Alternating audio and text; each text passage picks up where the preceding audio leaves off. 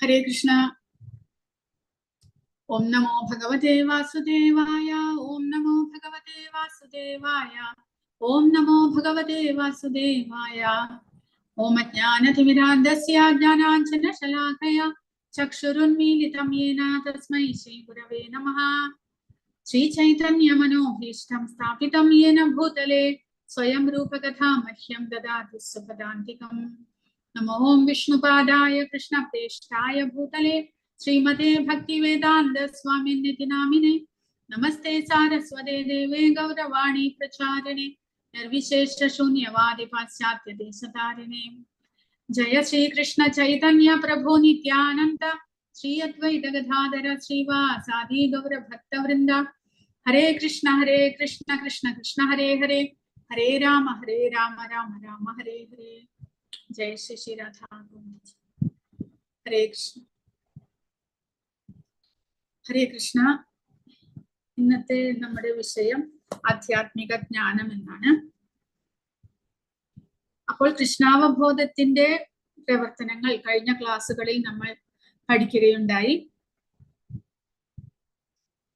കൃഷ്ണാവബോധത്തിൽ പ്രാരംഭകരായിട്ടുള്ളവർ എന്തെല്ലാം ചെയ്യണം, നമ്മുടെ പ്രഥമമായിട്ടുള്ള ഡ്യൂട്ടികൾ എന്തൊക്കെയാണ്, കൃഷ്ണാവബോധത്തിൽ ഭഗവാനെ കുറിച്ച് കേട്ട് ഭഗവാന്റെ സേവനങ്ങൾ ചെയ്യണമെന്ന് ആഗ്രഹിച്ചുകൊണ്ട് നമ്മൾ ആദ്യമായിട്ട് കൃഷ്ണാവബോധത്തിന്റെ പ്രവർത്തനങ്ങൾ ആരംഭിക്കുമ്പോൾ ഭഗവാന്റെ നാമജപം ചെയ്യാനായിട്ട് എങ്ങനെയാണ് നാമജപം ചെയ്യുന്നത് എന്ന് പഠിക്കുകയുണ്ടായി. അതിനുശേഷം ശ്രവണം, നിരന്തരം ഭഗവാനെ കുറിച്ച് ശ്രവിക്കുക, അതിന്റെ ശ്രവണത്തിന്റെ ഇമ്പോർട്ടൻസ് എന്താണ് എന്ന് പഠിക്കുകയുണ്ടായി. പിന്നീട് ഭഗവാൻ ആരതി ചെയ്യുന്നത്, കാരണം ഭഗവാൻ എന്തെങ്കിലും നമ്മൾ വീട്ടിൽ ഭഗവാന്റെ വിഗ്രഹമോ ഫോട്ടോയോ എന്തെങ്കിലും വെച്ചിട്ട് ഭഗവാന് നമ്മൾ സേവകൾ ചെയ്യണം, അതെങ്ങനെയാണ് ചെയ്യേണ്ടത്. പിന്നീട് പ്രസാദം, ഭഗവാന് നിവേദ്യം അർപ്പിക്കുന്നത് എങ്ങനെ, പ്രസാദം നമ്മൾ പ്രസാദം ഉണ്ടാക്കുന്നത് എങ്ങനെ, അതെങ്ങനെ കഴിക്കണം, അതെല്ലാം പഠിച്ചു. അതിനുശേഷം ശുചിത്വം പാലിക്കുന്നത് എങ്ങനെയാണ് എന്ന് നമ്മൾ അറിയുകയുണ്ടായി. അപ്പോൾ ഇതെല്ലാം പ്രാഥമികമായിട്ടുള്ള കൃഷ്ണാവബോധത്തിന്റെ പ്രാഥമികമായിട്ടുള്ള അറിവുകളാണ്. ഇതെല്ലാം നമുക്ക് എങ്ങനെ ലഭിക്കുന്നു? അവസാനത്തെ ക്ലാസ്സിൽ, അതായത് ഗുരു, സാധു, ശാസ്ത്രം. ഗുരുവിൽ നിന്ന് നമ്മൾ പ്രഭുപാദരെ നമ്മൾ അദ്ദേഹത്തിന്റെ നിർദ്ദേശങ്ങളെല്ലാം നമ്മൾ അതേപടി പാലിക്കുന്നു. അദ്ദേഹം അതെല്ലാം ഡീറ്റെയിൽ ആയിട്ട് നമുക്ക് പറഞ്ഞു തന്നിട്ടുണ്ട്. അങ്ങനെ കൃഷ്ണാവബോധത്തിൽ മുന്നേറാനായിട്ടുള്ള പ്രാഥമികമായിട്ടുള്ള സ്റ്റെപ്പുകൾ എന്തൊക്കെയാണ് എന്ന് ഗുരു നമ്മളെ പഠിപ്പിക്കുന്നു. പിന്നെ സാധു, സാധു എന്ന് പറഞ്ഞാൽ മുൻപിലത്തെ ആചാര്യന്മാർ, അവരും നമുക്ക് പല വിധത്തിൽ നമ്മളെ, ഇപ്പോ രൂപ ഗോസ്വാമി എസ്പെഷ്യലി നമുക്ക് പല വിധത്തിൽ ഭക്തിയിലേക്ക് ഉയരേണ്ടത് എങ്ങനെയാണ് എന്ന് പറഞ്ഞു തന്നിരിക്കുന്നു. സാധു, ശാസ്ത്രം, ശാസ്ത്രങ്ങൾ, ഭഗവത്ഗീത, ഭാഗവതം മുതലായിട്ടുള്ള ശാസ്ത്രങ്ങളിലൂടെ നമുക്ക് ഭക്തിയുത സേവനത്തിന്റെ അത്യാവശ്യം എന്താണ് എന്നും അതെങ്ങനെ നമുക്ക് നിർവഹിക്കാമെന്നും പറഞ്ഞു തന്നിരിക്കുന്നു. അപ്പോൾ പ്രാഥമികമായിട്ടുള്ള സ്റ്റെപ്പുകളെല്ലാം നമ്മൾ ഒരുമാതിരി കവർ ചെയ്ത് കഴിഞ്ഞിരിക്കുന്നു. അങ്ങനെ കൃഷ്ണാവബോധത്തിൽ നമ്മൾ മുന്നേറുമ്പോൾ നമ്മൾ നാമജപം ചെയ്യുന്നു. ഒരു മാല, 2 മാല എന്നുള്ളത് നമ്മൾ കൂട്ടി വരുന്നു. പിന്നെ ഭഗവാന് ദിവസവും നിവേദ്യം അർപ്പിച്ച് പ്രസാദം സ്വീകരിക്കുന്നു. ഭഗവാനെ കുറിച്ച് നിരന്തരം നമ്മൾ കേൾക്കുന്നു. അങ്ങനെ നമ്മൾ കൃഷ്ണാവബോധത്തിൽ മുന്നേറുമ്പോൾ അടുത്തതായിട്ട് നമ്മിൽ എന്തെല്ലാമാണ് മാറ്റങ്ങൾ ഉണ്ടാകുക, നമ്മൾ പിന്നീട് ശ്രദ്ധിക്കേണ്ടതായിട്ടുള്ള കാര്യങ്ങൾ എന്തൊക്കെയാണ്. കാരണം ഇത് ഭൗതിക പ്രപഞ്ചമാണ്, ഇവിടെ ഒന്നും തന്നെ സ്ഥായിയായിട്ട് നിൽക്കുന്നില്ല. അപ്പോൾ കൃഷ്ണാവബോധത്തിൽ നമ്മൾ സ്ഥായിയായിട്ട് നിൽക്കണമെന്നുണ്ടെങ്കിൽ നമ്മൾ നിരന്തരം പരിശ്രമിച്ചു തന്നെ മതിയാകും. നമ്മൾ ഡീവിയേറ്റ് ചെയ്യാൻ പാടില്ല. അതായത് പ്രഭുപാദ പറയുന്നത് ഭക്തി എന്നുള്ളത് ഒരു റേസറിന്റെ, ഒരു ബ്ലേഡിന്റെ എഡ്ജ് പോലെയാണ് എന്ന്. അതായത് ബ്ലേഡിന്റെ എഡ്ജിൽ ഭൗതികത എന്നുള്ളതാകട്ടെ എന്താകട്ടെ, ഭൗതിക പ്രപഞ്ചത്തിലെ എല്ലാ കാര്യവും, കാരണം നമ്മൾ ശ്രദ്ധിച്ചു പോയില്ലെങ്കിൽ മുറിയാനുള്ള സാധ്യതയുണ്ട്. അതുകൊണ്ട് ഭക്തിയുത സേവനം നമ്മൾ കൃത്യമായിട്ട്, നമ്മൾ അധപ്പതിക്കാതെ, താഴേക്ക് വീഴാതെ, അതിൽ നിന്നും നമ്മൾ കാൽ വഴുതാതെ നമ്മൾ വളരെ കൃത്യമായിട്ട് ശ്രദ്ധയോടുകൂടി മുന്നോട്ട് പോകാനുള്ളതുണ്ട്. അപ്പോൾ അതിനു വേണ്ടിയിട്ട് നമുക്ക് അത്യാവശ്യമായിട്ടുള്ളത് എന്താണ്? ജ്ഞാനം, അറിവ്. ഭക്തിയുത സേവനം, നമ്മൾ ഭഗവാനെ കുറിച്ച് പറയുന്നു, ഭഗവാനെ നമ്മൾ സേവിക്കേണ്ടത് അത്യാവശ്യമാണ് എന്ന് നമ്മൾ മനസ്സിലാക്കുന്നു. ശരിയാണ്, ആ ഭഗവാനെ സേവിക്കണം, നമ്മൾ കേരളത്തിലുള്ളവർ എസ്പെഷ്യലി ദിവസവും അമ്പലങ്ങളിലെല്ലാം പോയി തൊഴുത് എല്ലാം വരുന്നവരാണ്. കാരണം അത് അത്യാവശ്യമാണ് എന്ന് നമുക്കറിയാം. പക്ഷെ അതുപോരാ, ഭക്തിയിലേക്ക് ഉയരണമെങ്കിൽ ജ്ഞാനം അത്യാവശ്യമാണ്. ജ്ഞാനം എന്ന് പറഞ്ഞു കഴിഞ്ഞാൽ അറിവ്. നമ്മൾ മലയാളത്തിൽ പെട്ടെന്ന് നമുക്ക് ട്രാൻസ്ലേഷൻ ചെയ്യാം, അറിവ് എന്ന് ട്രാൻസ്ലേഷൻ ചെയ്യാം. പക്ഷെ അറിവ് എന്ന് പറയുമ്പോൾ നമ്മൾ അത് പ്രത്യേകമായിട്ട് മനസ്സിലാക്കണം. ആധ്യാത്മികമായിട്ടുള്ള ജ്ഞാനം എന്ന് പറയുമ്പോൾ ഭൗതികമായിട്ടുള്ള വെറും അറിവ് മാത്രമല്ല. ഭൗതികമായിട്ടുള്ള അറിവ് എന്ന് പറയുന്നത് നമ്മൾ സ്കൂളിലെല്ലാം പഠിക്കുന്നുണ്ട്. സയൻസ്, അതായത് ഫിസിക്സ്, കെമിസ്ട്രി, ബയോളജി, ഇതെല്ലാം ഭൗതികമായിട്ടുള്ള വസ്തുക്കളെ കുറിച്ച് ഭഗവത്ഗീതയിൽ ഭഗവാൻ പറയുന്നുണ്ട്. പഞ്ചഭൂതങ്ങൾ, പിന്നെ 24 മൂലകങ്ങളെ കൊണ്ടാണ് ഭൗതിക പ്രകൃതി ഉണ്ടാക്കിയിരിക്കുന്നത്. ശരിയാണ്. അതിന്റെ വിസ്തരണമായിട്ടുള്ള, അതിന്റെ ഡീറ്റെയിൽ ആയിട്ടുള്ള സ്റ്റഡിയാണ് ഈ ഫിസിക്സ്, കെമിസ്ട്രി, ബയോളജി എന്നെല്ലാം പറയുന്നത്. അതായത് ജഡവസ്തുവിന്റെ, മാറ്ററിനെ കുറിച്ചാണ് നമ്മൾ ഭൗതിക പ്രപഞ്ചത്തിൽ വളരെ വിസ്തരിച്ച് നമ്മൾ പഠിക്കുന്നത്. കെമിക്കൽസ് എങ്ങനെ ഉണ്ടാകുന്നു, ബയോളജിയിൽ പഠിക്കുന്നത് ഒരു പൂവിനെ എടുത്ത് അതിന്റെ ഘടനകൾ എന്തൊക്കെയാണ് എന്ന് നമ്മൾ പഠിക്കുന്നു. അതെല്ലാം തന്നെ ശരീര സംബന്ധിയായിട്ടുള്ള അറിവാണ്. അതായത് ഒരു പുഷ്പം, ഒരു പൂവാകട്ടെ, ഒരു മരമാകട്ടെ, നമ്മുടെ തന്നെ ശരീരമാകട്ടെ, അതിനെക്കുറിച്ച് പഠിക്കുന്നത് എന്ന് പറഞ്ഞു കഴിഞ്ഞാൽ ജഡവസ്തുവിനെ കുറിച്ചുള്ള പഠിത്തം മാത്രമേ ആകുന്നുള്ളൂ. അതായത് ശരീരം എന്ന് പറയുന്നത് ഭഗവാൻ പറയുന്നുണ്ട് 24 മൂലകങ്ങളെ കൊണ്ട്, കെമിക്കൽസിനെ കൊണ്ട് ഉണ്ടാക്കിയിട്ടുള്ളതാണ്. അതിന് ജീവനില്ല. ആ ജീവനില്ലാത്ത ഒരു വസ്തുവിനെ കുറിച്ചാണ് നമ്മൾ ഭൗതിക പ്രപഞ്ചത്തിൽ ഡീറ്റെയിൽ ആയിട്ട് പഠിക്കുന്നത്. അപ്പോൾ അത് ജ്ഞാനമല്ല. കാരണം ജ്ഞാനം എന്ന് പറഞ്ഞാൽ ആധ്യാത്മികമായിട്ടുള്ള അറിവല്ല ഇത്. കാരണം ഇതെല്ലാം തന്നെ ഭൗതികമായതുകൊണ്ട്.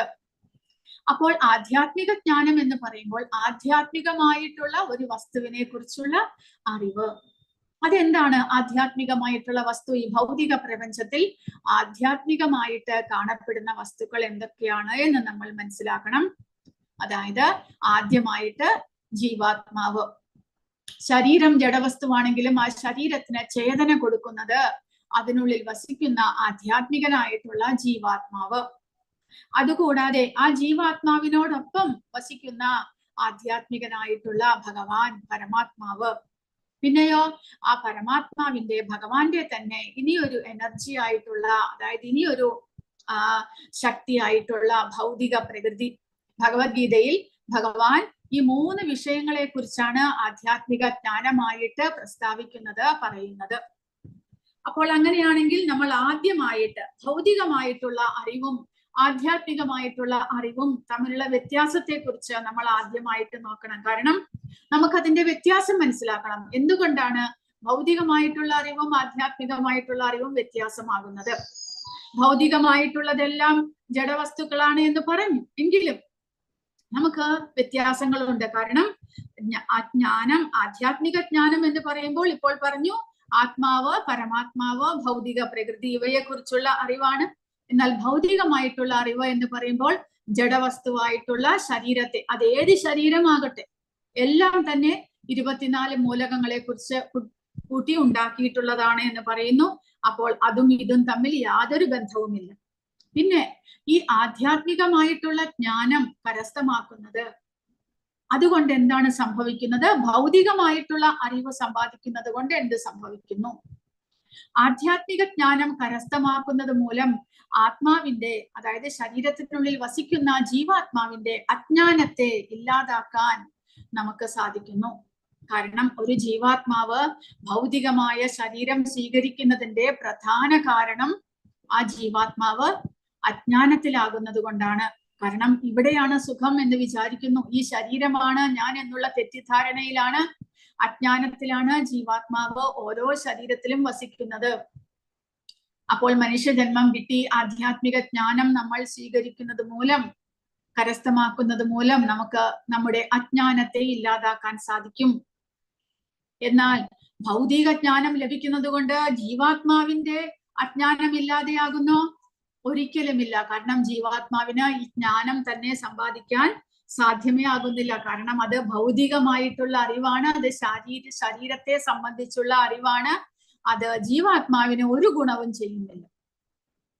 മൂന്നാമതായി നമ്മൾ എത്രമാത്രം കരസ്ഥമാക്കുന്നുവോ, അതായത് ആ കൃഷ്ണാവബോധത്തിൽ നമ്മൾ എത്രമാത്രം മുന്നേറുന്നുവോ അത് നമുക്ക് ജീവാത്മാവിന് അടുത്ത ജന്മത്തിലേക്ക് ക്യാരി ഫോർവേഡ് ചെയ്യാൻ, അതായത് അടുത്ത ജന്മം, ഏത് ജന്മം ജീവാത്മാവ് എടുക്കുമ്പോഴും ഈ കഴിഞ്ഞ ജന്മത്തിൽ ചെയ്തിട്ടുള്ള ആധ്യാത്മികമായിട്ടുള്ള പുണ്യങ്ങളെല്ലാം തന്നെ ജീവാത്മാവിനെ ഫോളോ ചെയ്യുന്നു.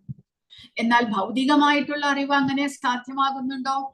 ഭൗതികമായ അറിവ് ഈ ജന്മത്തോടുകൂടി, ശരീരം നശിക്കുന്നതോടുകൂടി അത് ഇല്ലാതെയാകുന്നു. അത് ഒരു വലിയ വ്യത്യാസമായിട്ട് നമുക്ക് മനസ്സിലാക്കാം. പിന്നെ ആധ്യാത്മിക ജ്ഞാനത്തിലൂടെ നമുക്ക് ശരീരവും ആത്മാവും തമ്മിലുള്ള വ്യത്യാസത്തെ കുറിച്ച് മനസ്സിലാക്കാൻ സാധിക്കുന്നു. ഭഗവത്ഗീതയിൽ ഭഗവാൻ 2-ാമത്തെ അധ്യായത്തിൽ ശരീരവും ആത്മാവും തമ്മിലുള്ള വ്യത്യാസം കൃത്യമായിട്ട് പറഞ്ഞു തന്നിട്ടുണ്ട്. എന്നാൽ ഭൗതികമായിട്ടുള്ള അറിവാണെങ്കിലോ, നമ്മൾ ഫിസിക്സ്, കെമിസ്ട്രി, ബയോളജി എന്തെല്ലാം പഠിച്ചാലും അതിലൊന്നിലും തന്നെ ആത്മാവിനെ കുറിച്ചുള്ള ഒരു സംബന്ധവും ഇല്ല. അവിടെയെല്ലാം ഭൗതികമായിട്ടുള്ള അറിവുകളാണ്. അപ്പോൾ ആധ്യാത്മികമായ അറിവ് ഭൗതികമായിട്ടുള്ള അറിവുമായിട്ട് യാതൊരു ബന്ധവുമില്ല എന്ന് മനസ്സിലാക്കാം. പിന്നെ ആത്മാവിന് ഈ ആധ്യാത്മിക ജ്ഞാനം ലഭിക്കുന്നത് കൊണ്ട് ശരീരബന്ധത്തിൽ നിന്ന് മുക്തനാകുവാൻ സാധിക്കുന്നു. ആത്മാവ് പരിശുദ്ധനാകുന്നു, തന്റെ അജ്ഞാനത്തെ ഇല്ലാതെയാക്കുന്നു, അവിദ്യയെ ഇല്ലാതാക്കുന്നു. അങ്ങനെ ജീവാത്മാവ് പരിശുദ്ധനായി താൻ ശരീരമല്ല ആത്മാവാണ് എന്നുള്ള അവബോധത്തിലേക്ക്, അഹം ബ്രഹ്മാസ്മി എന്നുള്ള അവബോധത്തിലേക്ക് ജീവാത്മാവിന് ഉയരാനായിട്ട് സാധിക്കുന്നു. എന്നാൽ ഭൗതിക അറിവ് കൊണ്ട് അത് സാധ്യമാകുന്നുണ്ടോ? നമ്മൾ PhD വരെ പോകാൻ സാധിക്കുമായിരിക്കും, ഡോക്ടറേറ്റ് കിട്ടുമായിരിക്കും. എങ്കിലും ഞാൻ ശരീരമല്ല എന്നുള്ള അറിവ് ഭൗതികമായ അറിവിൽ നിന്ന് ലഭിക്കുന്നില്ല. അപ്പോൾ ഇങ്ങനെയെല്ലാം വ്യത്യാസങ്ങൾ നമുക്ക് ആധ്യാത്മികമായ ജ്ഞാനവും ഭൗതികമായ അറിവും തമ്മിലുണ്ട്. അതുകൂടാതെ അവിദ്യ, അതായത് ആധ്യാത്മിക ജ്ഞാനം കരസ്ഥമാക്കിയില്ലെങ്കിൽ എന്തായിരിക്കും അവസ്ഥ? ഈശോപനിഷത്തിൽ അത് 3-ാമത്തെ ശ്ലോകം 6-ാമത്തെ ശ്ലോകം മുതൽക്ക് കൃത്യമായിട്ട് പറയുന്നുണ്ട്. അതായത് അവിദ്യ മൂലം ഒരു വിധത്തിലുള്ള ഫലവും വിദ്യ സമ്പാദിക്കുന്നത് മൂലം ഇനിയൊരു വിധത്തിലുള്ള ഫലവുമാണ് ലഭിക്കുന്നത് എന്ന് ഈശോപനിഷത്തിൽ പറയുന്നു. ഈശോപനിഷത്തിന്റെ തുടക്കത്തിൽ തന്നെ ജ്ഞാനം എന്താണ് എന്ന് വിശദീകരിക്കുന്നുണ്ട്. അതായത് ഈശാവാസ്യം ഇതം സർവം യത്കിഞ്ചത് ജഗത്യാം ജഗത് എന്ന് പ്രത്യേകമായിട്ട് പറയുന്നു. അതായത് ഈ ഭൗതിക പ്രപഞ്ചം എന്നുള്ളത് ഭഗവാന്റേതാണ്. ഈശാവാസ്യം ഇതം സർവം, ഇത് സർവം, ഈ പ്രപഞ്ചത്തിലുള്ളതെല്ലാം തന്നെ ഭഗവാന്റേതാണ്. അതാണ് ശരിയായിട്ടുള്ള അറിവ്. അത് നമ്മുടെ മിഥ്യാ അഹങ്കാരത്തെ ഇല്ലാതെയാക്കുന്നു. അതായത് ഞാനാണ്, എന്റെ ഉടമസ്ഥതയിലുള്ളതാണ് ഇതെല്ലാം എന്നുള്ള ആ ഒരു മിഥ്യാ അഹങ്കാരം, അജ്ഞാനം, ഭഗവാന്റേതാണ് ഇതെല്ലാം എന്നുള്ള അറിവിൽ നിന്ന് നമ്മുടെ കയ്യിൽ നിന്ന് പോകുന്നു. കാരണം നമ്മൾ ആ അജ്ഞാനത്തിൽ നിന്ന് ദൂരെയാകുന്നു ആ വിദ്യ കൊണ്ട്.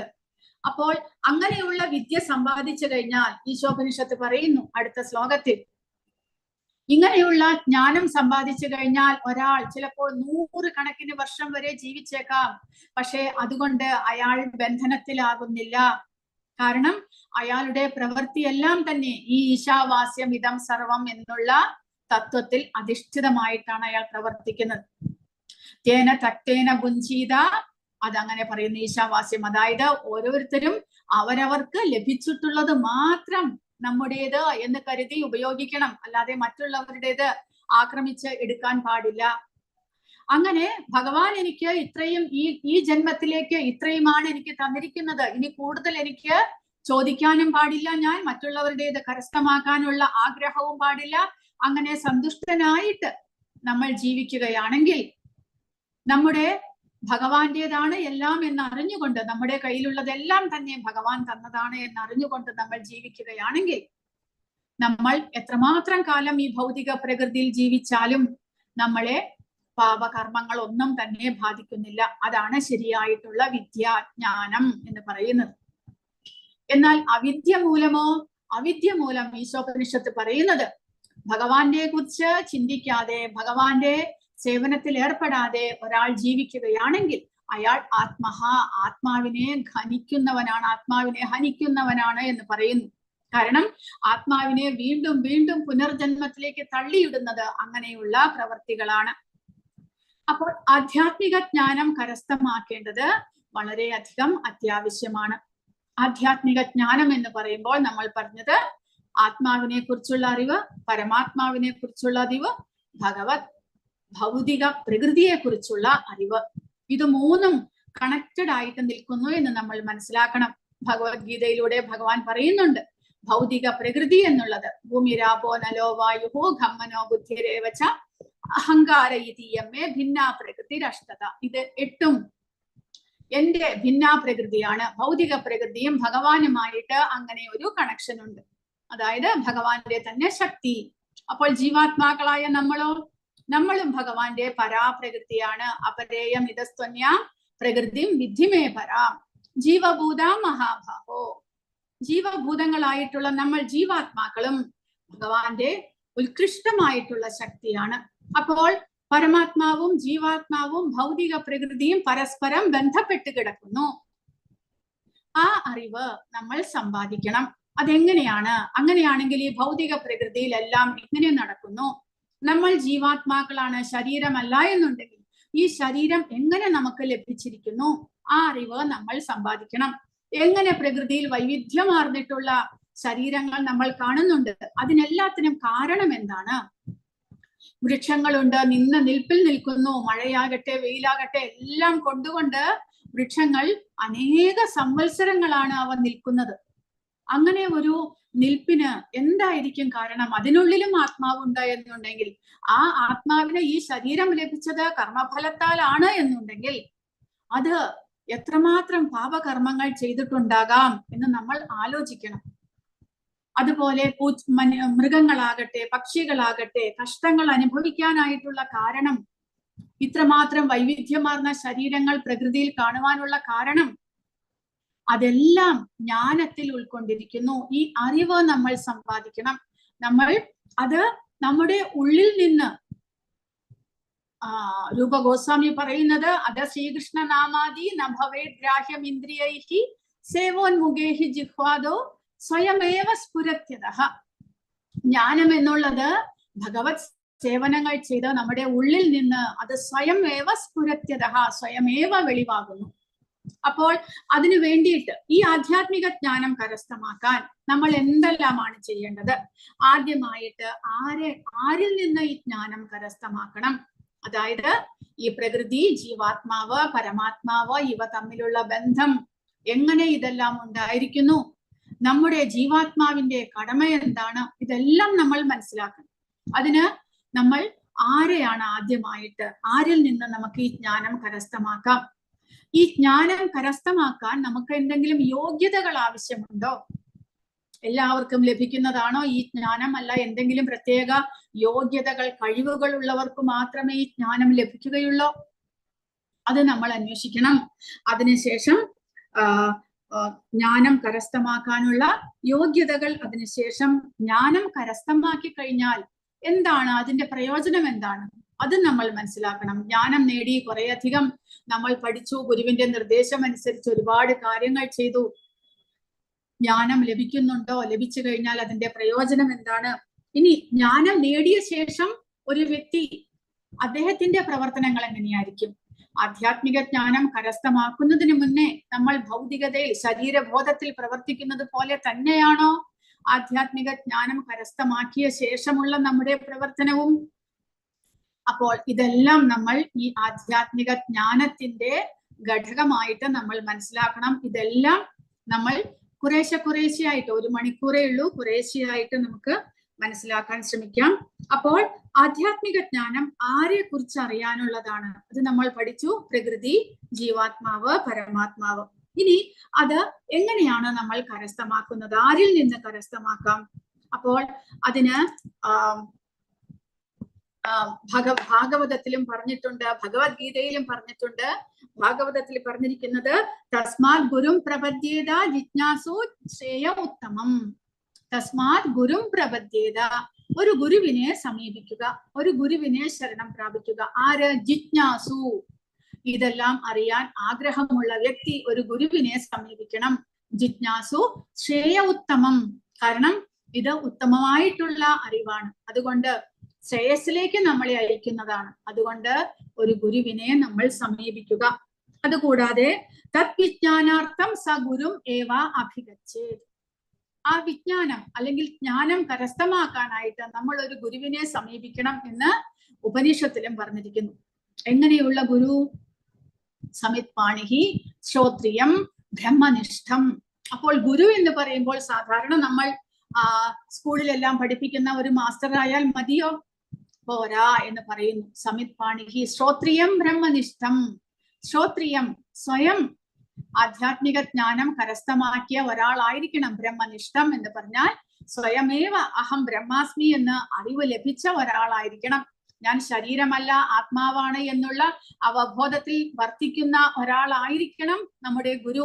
കൂടാതെ ശ്രോത്രിയം, ഇതിനെക്കുറിച്ചെല്ലാം വളരെയധികം അറിവുള്ള ആളായിരിക്കണം. അങ്ങനെയുള്ള ഒരു ഗുരുവിൽ നിന്ന് നമ്മൾ ഈ ആധ്യാത്മിക ജ്ഞാനം നേടാനുള്ള പ്രവർത്തനങ്ങൾ നടത്തേണ്ടതാണ്. അങ്ങനെയുള്ള ഗുരുവിൽ നിന്ന് നമ്മൾ ആധ്യാത്മികമായ ജ്ഞാനം കരസ്ഥമാക്കാൻ പരിശ്രമിക്കുമ്പോൾ ഭഗവാൻ 13-ാമത്തെ അധ്യായത്തിൽ ഈ ജ്ഞാനം നേടുന്നതിന്റെ വഴികൾ പറഞ്ഞു തന്നിട്ടുണ്ട്. എന്തൊക്കെയാണ് ജ്ഞാനം നേടാനായിട്ട് നമ്മൾ പരിശ്രമിക്കുമ്പോൾ? പ്രകൃതി, പുരുഷൻ, ക്ഷേത്രജ്ഞൻ എന്നുള്ള അധ്യായത്തിൽ 8 മുതൽ 12 വരെയുള്ള ശ്ലോകത്തിൽ ഭഗവാൻ ആധ്യാത്മിക ജ്ഞാനം നേടാനുള്ള വഴികൾ പറഞ്ഞു തന്നിട്ടുണ്ട്. അമാനിത്വം, അധംബിത്വം, അഹിംസ, ക്ഷാന്തിരാർജവം, ആചാര്യോപാസനം, ശൗചം, സ്ഥൈര്യം, ആത്മവിനിഗ്രഹ എന്ന് പറഞ്ഞിരിക്കുന്നു. അതായത് വിനയം, ഗർവില്ലായ്മ, അഹിംസ, ക്ഷമ, ലാളിത്യം, ഇത്രയും ഗുണങ്ങൾ ആദ്യമായിട്ട്, അതായത് ഒരു ഗുരുവിനെ സമീപിക്കാൻ പോകുന്ന ഒരാളുടെ ഉള്ളിൽ വിനയം ഉണ്ടായിരിക്കണം. കാരണം അയാൾ ഒരിക്കലും അഹങ്കാരി ആയിരിക്കരുത്. എനിക്ക് അറിവ് ഒന്നും തന്നെയില്ല, തീരെ ഒരറിവില്ലാത്ത അജ്ഞാനിയാണ് ഞാൻ എന്നുള്ള ഒരു ചിന്താഗതി ആയിരിക്കണം ആ വ്യക്തിയുടെ ഉള്ളിൽ ഉണ്ടാകേണ്ടത്. കൂടാതെ മറ്റുള്ളവർ തന്നെ ബഹുമാനിക്കണമെന്നോ അല്ലെങ്കിൽ തന്നെ അപമാനിക്കാതിരിക്കരുത് എന്നോ അങ്ങനെയുള്ള ചിന്തകൾ ഒന്നും തന്നെ ഉണ്ടാകാൻ പാടില്ല. തന്നെ ബഹുമാനിക്കണമെന്നോ അല്ലെങ്കിൽ തന്നെ അയാൾ അപമാനിച്ചു അതിന് പ്രതികാരം വീട്ടണമെന്നോ അങ്ങനെയൊന്നും ചിന്തകളില്ലാതെ വിനയത്തോടുകൂടി ഗുരു തന്നെ എന്ത് ചെയ്താലും, തന്നെ അപമാനിച്ചാലും ബഹുമാനിച്ചാലും അതിലൊന്നിലും ഒഴുക്കമില്ലാതെ വിനയത്തോടുകൂടി ഗുരുവിനെ സമീപിക്കുക. അധംബിത്വം എന്നാൽ പിന്നെ രണ്ടാമത് ഗർവില്ലായ്മ. ഞാൻ ഇന്നയാളുടെ മകനാണ്, ഇന്ന വീട്ടിലെയാണ്, അങ്ങനെയുള്ള ഒരു ഗർവും ഉണ്ടാകാൻ പാടില്ല. പിന്നെ അഹിംസ, ഒരാളെയും മാനസികമായിട്ടോ ശാരീരികമായിട്ടോ ഒരാൾക്കും വേദന കൊടുക്കാതിരിക്കാനായിട്ട് പരിശ്രമിക്കുക. പിന്നെ ക്ഷമ, അതായത് ഗുരുവിന്റെ അടുക്കൽ പോയി ഇന്ന് തന്നെ ഗുരു എനിക്ക് ആത്മീയ ജ്ഞാനം ഉപദേശിച്ചു തരണം, അങ്ങനെയല്ല. ഗുരുവിന് അതിന് സമയം കൊടുക്കുക. അദ്ദേഹം നമുക്ക് യോഗ്യത ആദ്യം നമ്മൾ മനസ്സിലാക്കേണ്ടത്, നമുക്ക് ജ്ഞാനം ലഭിക്കാനുള്ള യോഗ്യതയുണ്ടോ? അത് ഗുരു കണ്ടുപിടിക്കണം. ഗുരു കണ്ടുപിടിച്ച് നമുക്ക് സമയമാകുമ്പോൾ അദ്ദേഹം ഉപദേശങ്ങൾ തരുന്നതായിരിക്കും. അപ്പോൾ ക്ഷമ പ്രത്യേകമായിട്ട് നമുക്ക് ആവശ്യമുണ്ട്. പിന്നീട് ലാളിത്യം, അതിയായിട്ടുള്ള ഒരു ലക്ഷറി ലൈഫല്ല, ലളിതമായ ജീവിതം നയിക്കാനുള്ള കെൽപ്പുണ്ടായിരിക്കണം. ഇത്രയും എല്ലാം ഗുണങ്ങൾ വഹിച്ചുകൊണ്ടായിരിക്കണം ആ വിദ്യാർത്ഥി ഒരു ഗുരുവിനെ സമീപിക്കേണ്ടത്. എന്നിട്ട് പറയുന്നത് ഒരു യഥാർത്ഥ ആത്മീയ ഗുരുവിനെ സമീപിക്കണം. ഗുരു എങ്ങനെയുള്ള ആളായിരിക്കണം? ഇപ്പോൾ നമ്മൾ പഠിച്ചു. അതായത് ശ്രോത്രിയം ബ്രഹ്മനിഷ്ഠം, ബ്രഹ്മജ്ഞാനം നേടിയ ഒരാളായിരിക്കണം ഗുരു. അദ്ദേഹത്തെ സമീപിക്കുക. എന്നിട്ടോ അദ്ദേഹത്തിൽ നിന്ന് ചോദിച്ച് മനസ്സിലാക്കണം എന്നാണ് പറയുന്നത്. അത് 4-ാമത്തെ അധ്യായത്തിൽ പറഞ്ഞിട്ടുണ്ട്. ഗുരുവിനെ സമീപിച്ച് വിനയത്തോടുകൂടി അദ്ദേഹത്തിൽ നിന്ന് ചോദിച്ച് മനസ്സിലാക്കുക എല്ലാ കാര്യങ്ങളും. അപ്പോൾ ഗുരുവിൽ നിന്ന് നമ്മൾ എന്തൊക്കെയാണ് പഠിക്കുന്നത്? ശുചിത്വം. എങ്ങനെയാണ് ശരീരത്തിന്റെ ശുചിത്വത്തിനായിട്ട് നമ്മൾ കുളിക്കുന്നു, ഡ്രസ്സുകളെല്ലാം അലക്കിയിടുന്നു, പുതിയ ഡ്രസ്സ് ഇടുന്നു, അതെല്ലാം ശാരീരിക ശുചിത്വമായി. പക്ഷെ ആന്തരിക ശുചിത്വത്തിന്, മനസ്സിന്റെയും ഇന്ദ്രിയങ്ങളുടെയും ഹൃദയത്തിന്റെയും മാലിന്യങ്ങളെല്ലാം പോകാനായിട്ട് എന്തൊക്കെ ചെയ്യണം? അത് ഗുരുവാണ് പറഞ്ഞു തരിക. അപ്പോൾ അങ്ങനെ ഗുരുവിൽ നിന്ന് ശുചിത്വത്തെ കുറിച്ച് നമ്മൾ മനസ്സിലാക്കുന്നു. സ്ഥൈര്യം, ആത്മസംയമനം. സ്ഥൈര്യം എന്ന് പറഞ്ഞാൽ സ്ഥിരത, സ്ഥിരമായിട്ട് ചിട്ടയോടുകൂടിയുള്ള ഒരു ജീവിതം നമ്മൾ നയിക്കണം ഗുരുവിന്റെ അടുക്കൽ. അപ്പോൾ ദിവസവും ഒരേ സമയത്ത് ഉറങ്ങാൻ കിടക്കുക, ഒരേ സമയത്ത് ഉണർന്നെണീക്കുക, ബ്രഹ്മമുഹൂർത്തത്തിൽ എണീറ്റ് നമ്മൾ ചെയ്യേണ്ട ചിട്ടകളെല്ലാം ഗുരുവിൽ നിന്ന് പഠിക്കുന്നു. അങ്ങനെ ഗുരുവിൽ നിന്ന് ഇതെല്ലാം പഠിച്ച് ആത്മസംയമനം, അതായത് ഇന്ദ്രിയങ്ങൾക്ക് ഇന്ദ്രിയ വിഷയങ്ങളിൽ ആകർഷണം ഉണ്ടാകുമ്പോൾ അതിനെ നിയന്ത്രിക്കാനുള്ള കഴിവ്, അത് ഗുരുവിൽ നിന്ന് നമ്മൾ പഠിക്കണം. എന്തൊക്കെയാണ് നമ്മൾ ചിട്ടയോട് കൂടിയുള്ള ജീവിതത്തിൽ ഇന്ദ്രിയങ്ങളെ നിയന്ത്രിക്കാനായിട്ട് നമ്മൾ പഠിക്കുന്നു. അങ്ങനെ ഇന്ദ്രിയ വിഷയങ്ങളിൽ അനാസക്തി, മിഥ്യാ അഹങ്കാരമില്ലായ്മ, ശരീരബോധത്തിൽ നിന്ന് പുറത്തേക്ക് വരണം നമ്മൾ. അതായത് ഈ ശരീരമാണ് ഞാൻ എന്നുള്ള അവബോധത്തിൽ നിന്ന് മിഥ്യാ അഹങ്കാരം എന്ന് പറയുമ്പോൾ ഞാൻ എന്നുള്ള അഹങ്കാരം, ഈ ശരീരമാണ് ഞാൻ എന്നുള്ള അഹങ്കാരം നമ്മിൽ നിന്ന് പോകണം. നമ്മൾ ഈ ശരീരമല്ല. അതുകൊണ്ട് ഈ ശരീരത്തിന് ഉണ്ടാകുന്ന അനാവശ്യമായിട്ടുള്ള ആ ഒരു ആഗ്രഹങ്ങളെല്ലാം നിയന്ത്രിക്കാൻ നമുക്ക് സാധിക്കുന്നു. ആത്മാവിന്റെ ഉന്നതിക്ക് വേണ്ടിയിട്ടാണ് നമ്മൾ പ്രവർത്തിക്കുന്നത് എന്നുള്ള അറിവ് നമ്മുടെ ഉള്ളിൽ ഉണർന്നു വരണം. കാരണം ശരീരത്തിന്റെ ആവശ്യങ്ങൾ എന്തൊക്കെയാണ്? വിശപ്പും ദാഹവും, സമയാസമയത്ത് ഓരോരോ 3 മണിക്കൂർ കൂടുമ്പോഴും വിശപ്പും ദാഹവും വന്നുകൊണ്ടേയിരിക്കും. പിന്നെയോ കണ്ണുകൾക്ക് പലതും കാണാനും, ചെവികൾക്ക് പലത് കേൾക്കാനും, പലതും നാവിന് പലതും രുചിക്കാനും, അനാവശ്യമായിട്ട് സംസാരിക്കാനും, അങ്ങനെയുള്ള ആ ശരീരത്തിന്റെ ആഗ്രഹങ്ങളെയെല്ലാം നിയന്ത്രിച്ച് ആത്മാവിന്റെ ഉന്നതിക്കായി കൊണ്ടുള്ള പ്രയത്നമാണ് നമ്മൾ അനുഷ്ഠിക്കുന്നത് എന്നുള്ള ബോധത്തോടുകൂടി മിഥ്യാ അഹങ്കാരമില്ലാതെ ശരീരബോധത്തിൽ നിന്ന് ഉയർന്ന് നമ്മൾ മനസ്സിലാക്കേണ്ടത് എന്താണ്? ജനന മരണങ്ങൾ, വാർദ്ധക്യം, രോഗം എന്നീ പരിണാമങ്ങളെ കുറിച്ചുള്ള ദുഃഖാത്മകതയെ കുറിച്ചുള്ള ബോധം നമ്മിലുണ്ടാകണം. അങ്ങനെ ഗുരുവിന്റെ നിർദ്ദേശങ്ങൾ അനുസരിച്ച് നമ്മൾ ശരിയായ രീതിയിൽ ചിട്ടയോടുകൂടി ജീവിതം നയിക്കുമ്പോൾ ശാരീരികമായിട്ടുള്ള ഈ ആ ഒരു താൽക്കാലികമായിട്ടുള്ള ആ ശരീരത്തിന്റെ നിലനിൽപ്പിനെ കുറിച്ച്, ക്ഷണികമായിട്ടുള്ള നിലനിൽപ്പിനെ കുറിച്ച്, കൂടാതെ ക്ഷണികം മാത്രമല്ല ശരീരത്തിന്റെ നിലനിൽപ്പ്, കഷ്ടതകളും രോഗങ്ങളും, ജന്മമൃത്യു ജരാവ്യാധി, ഇതാണ് ശരീരം. ജനിക്കുന്നു, മരിക്കുന്നു, ജന്മ മൃത്യു, ജര വാർദ്ധക്യം ബാധിക്കുന്നു, പിന്നെ വ്യാധി, ജനനം മുതൽക്ക് തന്നെ അസുഖങ്ങളുടെ വരവായി ഓരോന്നോരോന്നായിട്ട് അങ്ങനെയുള്ളതാണ് ശരീരം. അതിന്റെ ആ ഒരു ദുഃഖാത്മകതയെ കുറിച്ചുള്ള അറിവ് നമുക്ക് ഈ ചിട്ടയായ ജീവിതത്തിലൂടെ, ഗുരുവിന്റെ ഉപദേശങ്ങളിലൂടെ നമുക്ക് മനസ്സിലാക്കാൻ സാധിക്കുന്നു. അപ്പോഴാണ് നമുക്ക് ഈ ഭൗതികതയുടെ ആ ക്ഷണികതയെ കുറിച്ച് നമുക്ക് മനസ്സിലാക്കുന്നത്. ഒന്നും തന്നെ ഇവിടെ ശാശ്വതമായിട്ടില്ല, എല്ലാം തന്നെ നശ്വരമാണ്. അതുകൂടാതെ എല്ലാം ക്ലേശകരവുമാണ് എന്നുള്ള അറിവ് നമ്മുടെ ഉള്ളിൽ ഉണ്ടാകുന്നു. ശരീരം നശ്വരമാണ്, കൂടാതെ അത് വളരെ ദുഃഖങ്ങൾ തരുന്നതുമാണ് എന്നുള്ള അറിവ് നമ്മുടെ ഉള്ളിൽ ഉണ്ടാകുന്നു. അപ്പോൾ ഭൗതികമായിട്ടുള്ള നമ്മുടെ ബന്ധങ്ങൾ, അതിനെക്കുറിച്ച് എന്താണ് പറയേണ്ടത്? അതും ഇവിടെ ഭഗവാൻ പറഞ്ഞിരിക്കുന്നു, വൈരാഗ്യം വളർത്തിയെടുക്കുക. കാരണം നമ്മളെ ഇവിടെ കൂടുതൽ കൂടുതൽ ബന്ധനത്തിലാക്കുന്നത് നമ്മുടെ ബന്ധുമിത്രാദികൾ തന്നെയാണ്. അവരോടുള്ള ആസക്തി എന്ന് പറഞ്ഞാൽ അവിടെയെല്ലാം വിട്ടുപോകണമെന്നല്ല, എല്ലാവരും അവനവന്റെ ശരീരബോധത്തിലാണ് എന്ന് നമ്മൾ മനസ്സിലാക്കണം. അതനുസരിച്ച് വേണം നമ്മൾ പ്രവർത്തിക്കാൻ. അതായത് കൃഷ്ണാവബോധത്തിലേക്ക് ഉയരുന്നവർ, മറ്റുള്ളവരെല്ലാവരും നമ്മുടെ സുഹൃത്തുക്കളാണ്, ബന്ധുക്കളാണ് എന്നെല്ലാം ഉണ്ടെങ്കിലും അവർ നമ്മളുടെ കൃഷ്ണാവബോധത്തിന് സപ്പോർട്ട് ചെയ്യുന്നില്ല എന്നുണ്ടെങ്കിൽ, അവരും അവരുടെ ആത്മാവിന്റെ ഉന്നതിക്ക് വേണ്ടി പ്രവർത്തിക്കുന്നില്ല എന്നുണ്ടെങ്കിൽ, നമ്മൾ അവരോട് എങ്ങനെയാണ് പെരുമാറേണ്ടത്? വൈരാഗ്യം എന്ന് പറഞ്ഞാൽ നമ്മുടെ ഡ്യൂട്ടി നമ്മൾ ചെയ്യണം, പക്ഷെ ആസക്തി പാടില്ല, അറ്റാച്ച്മെന്റ് പാടില്ല. കാരണം ഇതൊന്നും തന്നെ ശാശ്വതമല്ല എന്നുള്ള വിവരം നമ്മൾ മനസ്സിലാക്കണം. കാരണം ഈ ജന്മത്തിലാണ് നമുക്കൊരു പ്രത്യേക ഭാര്യ, ഭർത്താവ്, കുട്ടികൾ, ബന്ധുക്കൾ, മിത്രങ്ങൾ എല്ലാം ലഭിച്ചിരിക്കുന്നത്. കഴിഞ്ഞ ജന്മത്തിൽ ഇവരെല്ലാവരും നമ്മുടെ ആരായിരുന്നു നമുക്ക് അറിഞ്ഞുകൂടാ, നമ്മുടെ ഒപ്പം ഉണ്ടായിരുന്നോ എന്നും അറിഞ്ഞുകൂടാ. അടുത്ത ജന്മത്തിൽ ഇവരെല്ലാവരും ആരുടെ ഒപ്പം ഉണ്ടാകും, നമ്മൾ ആരുടെ ഒപ്പം ഉണ്ടാകും, അറിഞ്ഞുകൂടാ. അപ്പോൾ അങ്ങനെയുള്ള ആ നശ്വരമായിട്ടുള്ള ബന്ധത്തിന് വേണ്ടി നമ്മൾ ഭഗവാനെ മറക്കുക എന്നുള്ളത് വളരെയധികം ഒരു തെറ്റാണ്, ഒരു ക്രൂരതയാണ് നമ്മൾ ചെയ്യുന്നത്. ആരോട്? ആത്മാവിനോട് ചെയ്യുന്നത്. അപ്പോൾ മനുഷ്യ ശരീരം ലഭിച്ചത് കൊണ്ട് ആത്മാവിന്റെ ഉന്നതിക്കായിക്കൊണ്ട് നമ്മൾ പ്രവർത്തിക്കണം. അപ്പോൾ അതിനു വേണ്ടിയിട്ട് വൈരാഗ്യം വളർത്തിയെടുക്കുക. വൈരാഗ്യം എന്ന് പറയുമ്പോൾ ആസക്തിയില്ലായ്മ, ഭൗതികതയോടുള്ള ആസക്തിയില്ലായ്മ, ഒന്നും തന്നെ ആവശ്യത്തിന് മാത്രം നമ്മൾ നമ്മുടെ ഡ്യൂട്ടി ആയിട്ട് നമ്മൾ എല്ലാ കാര്യങ്ങളും ചെയ്യുക, അല്ലാതെ അറ്റാച്ച്മെന്റ് വേണ്ട എന്ന്. ആരോട്? മക്കളോടാകട്ടെ, ഭാര്യയോടാകട്ടെ, ഗൃഹത്തോടാകട്ടെ, എല്ലാത്തിനോടും നമ്മൾ നമ്മുടെ ഡ്യൂട്ടിയാണ്. നമ്മുടെ വീടാണെങ്കിലും അത് എത്ര കാലം നമുക്ക് ആയുസ്സുണ്ടോ അതിൽ ജീവിക്കാൻ വേണ്ടിയിട്ട് ഭഗവാൻ തന്നിരിക്കുന്നു, അത്രമാത്രം.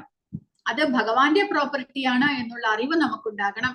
കുട്ടികളാണെങ്കിലും അവരെയും നമുക്ക് ഭഗവാൻ തന്നിരിക്കുന്നതാണ്. അപ്പോൾ അവരെ കൃഷ്ണാവബോധത്തിലൂടെ വളർത്താനുള്ള ചുമതല നമുക്കുണ്ട്. അങ്ങനെയാണ് നമ്മൾ കുട്ടികളെ നോക്കേണ്ടത്. അതായത് അവരുടെ ഉള്ളിലും ഭഗവത് അംശമായ ആത്മാവുണ്ട്, അവർക്കും കൃഷ്ണാവബോധം പകർന്നു കൊടുക്കേണ്ടത് നമ്മുടെ കടമയാണ്.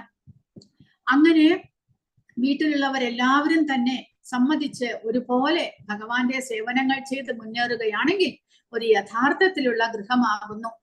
അല്ല എന്നുണ്ടെങ്കിലോ വൈരാഗ്യം വളർത്തിയെടുക്കുക. അതാണ് പ്രഭുപാദരും ഇവിടെ പറയുന്നത്. അങ്ങനെ അവയിൽ നിന്ന് മുക്തി നേടി സുഖദുഃഖങ്ങളിൽ അക്ഷോഭ്യത, ശാരീരികമാണ് സുഖദുഃഖങ്ങൾ, അതെല്ലാം നശ്വരവുമാണ്. ഇന്ന് വരുന്നു നാളെ പോകുന്നു. എല്ലായ്പ്പോഴും ദുഃഖം, നമ്മൾ ജനിച്ച മുതൽക്ക് മരണം വരെ ദുഃഖമല്ല, അത് നശ്വരമാണ്. സുഖവും ദുഃഖവും മാറി മാറി അനുഭവിച്ചു കൊണ്ടിരിക്കേണ്ടതായിട്ട് വരും. പിന്നെ ഭഗവാനിൽ അങ്ങനെ ഭഗവാനാണ് എല്ലാത്തിന്റെയും ആധാരം എന്ന് മനസ്സിലാക്കി ഭഗവാനിൽ അചഞ്ചലമായിട്ടുള്ള ഭക്തി വളർത്തിയെടുക്കുവാനായിട്ട് നമ്മൾ പരിശ്രമിക്കണം. അതിനു വേണ്ടിയിട്ട് നമുക്ക് എന്ത് സംഭവിക്കുന്നു? ഈ അവസരം, ഈ ഒരു ഭഗവാനിലുള്ള ഭക്തി വളർന്നു വരുംതോറും നമ്മുടെ ഉള്ളിൽ ആൾക്കൂട്ടത്തിൽ നിന്നെല്ലാം അകന്ന് ഏകാന്തമായ സ്ഥലത്ത് വസിക്കുവാനുള്ള ആഗ്രഹം ഉണ്ടാകുന്നു. ആത്മജ്ഞാനം വളർത്തിയെടുക്കാനുള്ള ആഗ്രഹം ഉണ്ടാകുന്നു. കാരണം ആൾക്കൂട്ടം നമുക്ക് അസഹ്യമാകുന്നു. ആൾക്കൂട്ടത്തിൽ നിന്ന് നമ്മൾ എന്തുകൊണ്ട് മാറിപ്പോകണമെന്ന് വിചാരിക്കുന്നത്? കാരണം നമ്മുടെ ദിനചര്യകൾ ചെയ്യാൻ, നമ്മുടെ കൃഷ്ണാവബോധത്തിലെ പ്രവർത്തികൾ ചെയ്യാൻ അതെല്ലാം തടസ്സമാകുന്നു. അങ്ങനെ ആത്മജ്ഞാനത്തിലേക്ക് ഉയരാനുള്ള വഴികളാണ് ഭഗവാൻ ഈ ശ്ലോകങ്ങളിലൂടെ 8 മുതൽ 12 വരെയുള്ള ശ്ലോകങ്ങളിലൂടെ ഭഗവാൻ പറഞ്ഞു തന്നിരിക്കുന്നത്. അപ്പോൾ അതിനു വേണ്ടിയിട്ട് ഒരു ഗുരുവിനെ സമീപിക്കുക, ഗുരുവിന് സേവകൾ ചെയ്ത് തദ്വിജ്ഞാനാർത്ഥം സഗുരും ഏവ അഭിഗച്ഛേത് എന്ന് പറഞ്ഞിരിക്കുന്നു. അങ്ങനെ ഗുരുവിനെ സമീപിച്ച് അദ്ദേഹത്തിന് സേവകൾ ചെയ്ത് വിനയത്തോടുകൂടി ചോദിച്ച് മനസ്സിലാക്കി എല്ലാ അറിവും കരസ്ഥമാക്കുക. ഇനി ആ കരസ്ഥമാക്കാനുള്ള യോഗ്യതകൾ എന്തൊക്കെയാണ്? യോഗ്യതകൾ ഇപ്പോൾ ഗുരുവിനെ സമീപിക്കാനായിട്ട് വിനയത്തോടുകൂടി, ക്ഷമയോടുകൂടി, അഹങ്കാരമില്ലാതെ നമ്മൾ സമീപിക്കണമെന്ന് പറഞ്ഞു. അതിനുശേഷം ഇവിടെ പറയുന്നത് ജ്ഞാനം നേടിയതിന്റെ പ്രയോജനങ്ങളും ജ്ഞാനം നേടുന്ന വിധവും അതാണ് പറയുന്നത്. അപ്പോൾ തദ്വിധി പ്രണിപാതേന പരിപ്രശ്നേന സേവയ ഉപദേക്ഷ്യന്തി തേ ജ്ഞാനം ജ്ഞാനിനഃ തത്വദർശിനഃ. അപ്പോൾ തത്വദർശിയായിട്ടുള്ള ജ്ഞാനം കരസ്ഥമാക്കിയ ഒരു ഗുരു, അദ്ദേഹത്തെ നമ്മൾ സമീപിച്ചു കഴിഞ്ഞാൽ അദ്ദേഹം നമുക്ക് ശരിയായിട്ടുള്ള അറിവ് പകർന്നു തരുന്നു. ശരിയായിട്ടുള്ള ജ്ഞാനം, നമ്മുടെ ആത്മാവിനെ പുനരുജ്ജീവിപ്പിക്കാനുള്ള, അജ്ഞാനത്തിൽ നിന്ന് മോചനം നേടാനുള്ള ജ്ഞാനം നമുക്ക് പകർന്നു തരുന്നു. ഇനി ആ ജ്ഞാനം കരസ്ഥമാക്കിയാലുള്ള ഗുണങ്ങൾ എന്തൊക്കെയാണ്? അത് 4-ാമത്തെ അധ്യായത്തിൽ ഭഗവാൻ പറഞ്ഞു തരുന്നുണ്ട്. ആത്മസാക്ഷാത്കാരം ലഭിച്ച ഒരു വ്യക്തിയിൽ നിന്ന് യഥാർത്ഥ ജ്ഞാനം ഗ്രഹിച്ചു കഴിഞ്ഞാൽ നീ ഒരിക്കലും മായയ്ക്ക് അധീനനാകുന്നില്ല. മായ എന്ന് പറയുമ്പോൾ ഭഗവാനെ നമ്മൾ മറന്നിരിക്കുന്ന അവസ്ഥയാണ് മായ, അജ്ഞാനം. അതാണ് മായ. ആ അജ്ഞാനത്തിൽ നമ്മൾ ശരീരബോധത്തിലേക്ക് ആക്കപ്പെടുന്നു. ഞാൻ ഈ ശരീരമാണ് എന്നുള്ള അറിവുണ്ടാകുന്നു. ആ ശരീരമാണ് എന്നുള്ള അറിവുണ്ടായി കഴിഞ്ഞാൽ ശരീരത്തിന് വേണ്ടിയിട്ടുള്ള പ്രവർത്തനങ്ങളായി, ശരീരത്തിന്റെ ഇന്ദ്രിയങ്ങൾക്ക് എന്തെല്ലാം ആഗ്രഹങ്ങളുണ്ടോ അതെല്ലാം നമ്മൾ സാധിപ്പിച്ചു കൊണ്ടിരിക്കുന്നു. പക്ഷേ ആത്മജ്ഞാനം ലഭിച്ചു കഴിഞ്ഞാൽ, ഞാൻ ശരീരമല്ല ആത്മാവാണ് എന്നുള്ള അറിവ് ലഭിച്ചു കഴിഞ്ഞാൽ പിന്നീട് ഒരിക്കലും ശാരീരികമായിട്ടുള്ള ഈ ഇന്ദ്രിയങ്ങളുടെ ഉപദ്രവം നമ്മളെ അലട്ടുന്നില്ല. പിന്നെ ഇന്ദ്രിയങ്ങൾ അടങ്ങി ഒതുങ്ങിയിരിക്കും. കാരണം നമ്മൾ ആ ഇന്ദ്രിയങ്ങളെ കൊണ്ട് ഭഗവാന്റെ സേവനങ്ങളാണ് ചെയ്യുന്നത്. അതുകൊണ്ട് അവ സ്വമേധയാ നമുക്ക് കീഴടങ്ങുന്നു. അങ്ങനെ മായയ്ക്ക് വശംവദനാകുന്നില്ല. പിന്നെ സർവജീവികളും പരമപുരുഷന്റെ അംശങ്ങളാണ് എന്നും അവ എന്റേതാണ് എന്നും മനസ്സിലാക്കാൻ സാധിക്കുന്നു. ഭഗവാൻ പറയുന്നത് ജീവജാലങ്ങളെല്ലാം തന്നെ ഭഗവത് അംശമാണ് എന്നും എല്ലാം ഭഗവാന്റേതാണ്. അതായത് ഈശാവാസ്യം ഇതം സർവം തന്നെ.